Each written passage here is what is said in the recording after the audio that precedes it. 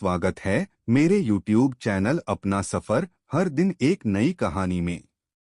आज का सफर हमें लेकर आया है भारत के उस ऐतिहासिक कहानी। शाम ढलते ही बनारस की गलियां एक अलग ही दुनिया में बदल जाती हैं। जैसे ही सूरज गंगा में डूबता है, घाटों पर दीपों की रोशनी फैलने लगती है। गंगा आरती की मधुर ध्वनि, शंखनाद और मंत्रों की गूंज दिल को शांति से भर देती है।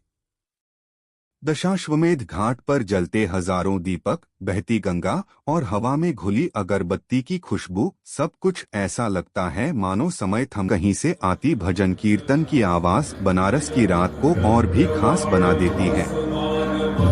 काशी विश्वनाथ मंदिर के आसपास की रात भक्ति और ऊर्जा से भरी होती है।